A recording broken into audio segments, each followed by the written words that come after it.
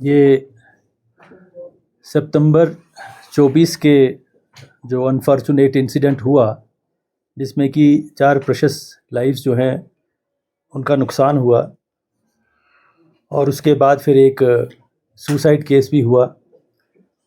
लगभग 90 के करीब लोग ज़ख्मी हुए और उसमें से लगभग 72 के करीब बहुत सीरियसली इंजर्ड थे, जिनको हमारे डॉक्टर्स ने एसएनएम में पूरी अपनी तनदेही से उनका इलाज किया।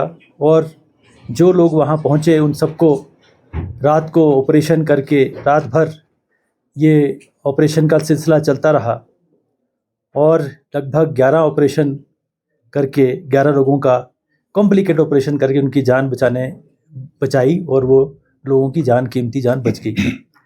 अभी मैं आधा घंटा पहले ही हॉस्पिटल से होके आया, क्योंकि सिर्फ 5 अब पेशेंट्स हैं हमारे पास जिनको बोन इंजरीज़ हैं, और वो बोन इंजरीज़ जो है उसमें हीलिंग, अभी डॉक्टर्स ने कहा कि 4 केसेस जो हैं उनको 2 हफ्ते लगेंगे जो जवान हैं, और फिर वो अपने घर जा सकते हैं। और एक जो एक्स सर्विसमैन हैं उनका थोड़ा सा टाइम ज़्यादा लगेगा, उनकी इंजरी थोड़ी और किस्म की है, उनमें बोन लॉस है। तो कहने का मेरा मतलब ये है कि हमारे डॉक्टर्स की जो कॉम्पिटेंस कहें, उनका डेडिकेशन कहें, और ऊपर वाले का जो दुआ कहें कि उनकी जान बच गई है। जहाँ तक जो लोग कुछ अरेस्ट हुए थे, क्योंकि कानून भी अपना काम करता है, तो जो लोग अरेस्ट हुए थे उसमें से भी आज की डेट में सभी लोग ऑलमोस्ट रिहा हो चुके हैं। सिर्फ 23 के करीब लोग जो हैं वो हमारी कस्टडी में नहीं है, उसे हम जुडिशियल कस्टडी कहते हैं। वो कोर्ट की कस्टडी में होते हैं, जेल के अंदर होते हैं और कोर्ट की कस्टडी में होते हैं, और उनको रिहा करने की जो अथॉरिटी है वो कोर्ट्स को होती है, हमें नहीं होती है। तो ये लोग भी जो हैं, कोर्ट्स जो जब भी इनको रिहा करते हैं तो ये भी रिहा हो जाएंगे।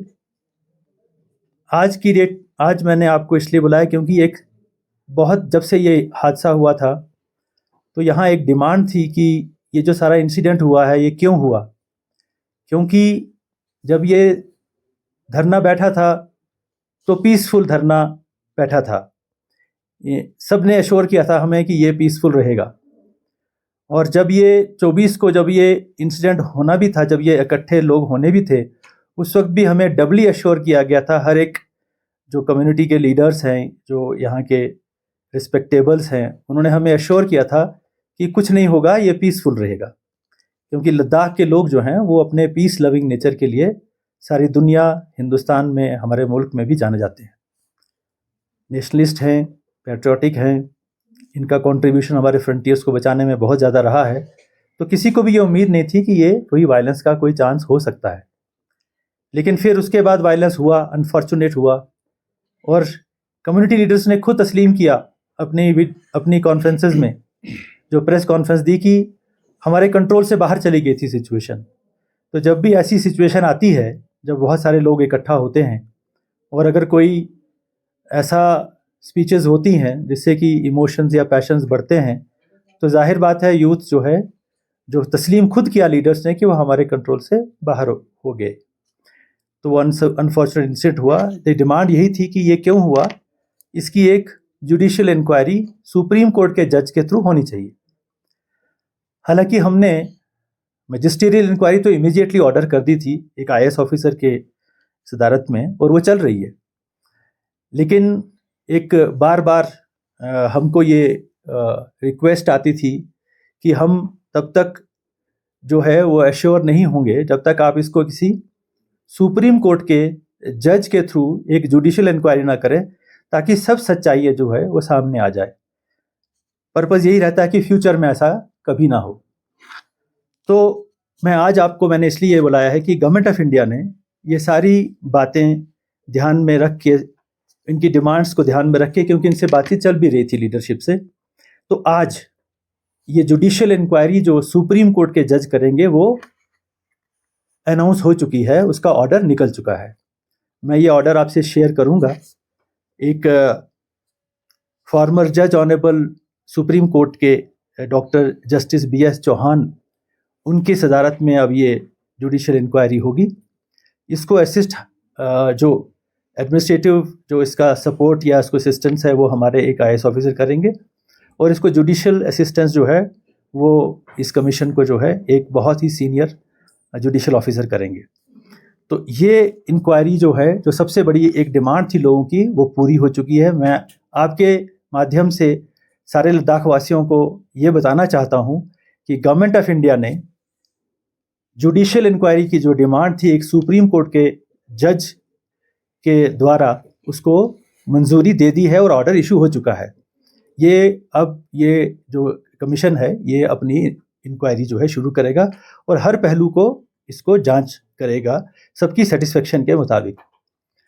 मेरा सिर्फ ये रिक्वेस्ट है कि हम एक बहुत अनफॉर्चुनेट इंसिडेंट से गुजर चुके हैं बहुत रिसेंटली, और ये हमारे दिमाग में बहुत ताज़ा है, और हमने बड़ी मुश्किल से पहले इंटरनेट रेस्टोर किया, फिर स्कूल रेस्टोर किए, फिर बाज़ार रेस्टोर किए, और फाइनली 15 तारीख को हमने 163 जो है उसको भी रिमूव कर दिया, क्योंकि हमारे लद्दाख का जो भी इकोनॉमिक एक्टिविटी है वो हमारे टूरिज़्म पे डिपेंड करता है, हमारे बिजनेस पे डिपेंड करता है, हमारे ट्रेड पे डिपेंड करता है, और हमारे बच्चों का यही पढ़ने का टाइम है।